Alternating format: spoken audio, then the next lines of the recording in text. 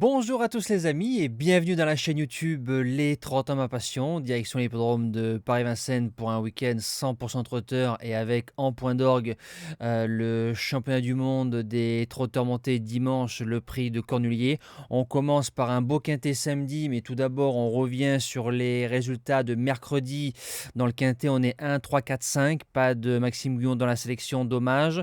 Course par course correcte dans l'ensemble, dommage que le repéréen a été foiré au poteau parce qu'on aurait fait 3 gagnants et une deuxième place pour les jeux simples fixes, donc un 4 sur 4 serait bien passé. Donc du coup, repéré 1 distancé, repéré 2 qui s'impose, CDJ qui s'impose et jeu bonus à 12 contre 1 qui prend une belle deuxième place.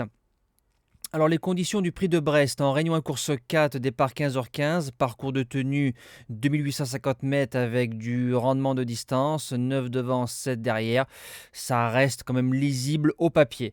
Base gagnante, le numéro 5, Falco d'Avaroche, c'est un cheval qu'on a touché plusieurs fois, il est très performant sur les parcours de tenue à Vincennes, que ce soit 2007 ou 2850 mètres grande piste, il peut marcher 13 effractions sur le parcours, il peut sortir tout seul aux 500 600, il est quand même très dur sur une longue accélération.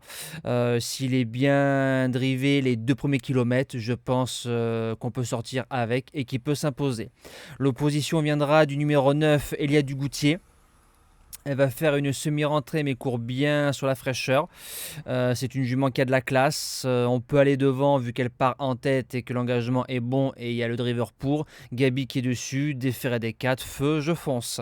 Premier outsider, le numéro 8, Firello. Alors fin décembre, il rendait 50 mètres sur ce parcours-là en marchant 14 dans une catégorie inférieure. Il a fait un petit passage éclair chez Cyril Chenu.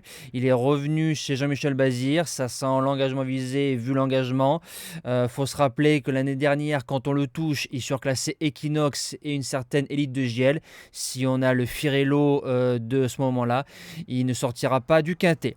Deuxième outsider, un cheval qui va tirer sa révérence en théorie. Le numéro 16, Cébello Romain, son entraîneur a dit que c'était sa dernière course. Un cheval qui a franchi les paliers tout le long de sa carrière. Franchement, respect à l'entraîneur et au trotteur. 11 sur 11 sur le parcours, donc il n'a jamais déçu. Il n'est jamais sorti des 5 premiers. 5e en 2021. Si c'est sa dernière course, j'espère le voir un peu mieux que 5e dans cette course-là. En 5e position, le 3 Gone Boy. Le test de la ferrure à Cagnes n'a pas été concluant. On le laisse ferrer.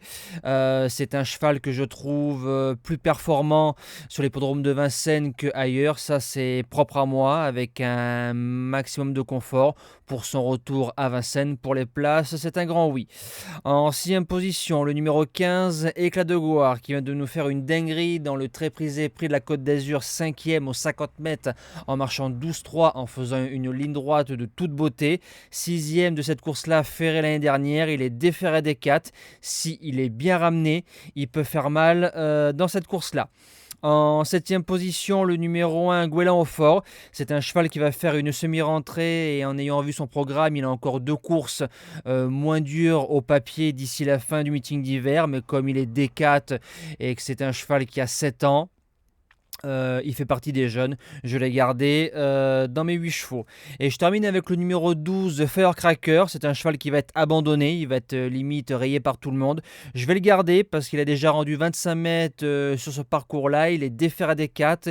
Il peut faire parler la dureté sur 1000-1500 mètres tout seul sur des très bons pieds. Si on l'a préparé pour cette course-là, si on arrive à aller devant en pleine, c'est un cheval qui peut en faire souffrir plus d'un dans cette course-là. Voilà, nous on se dit à demain pour le prix de Cornulier. Je vous souhaite un très bon week-end.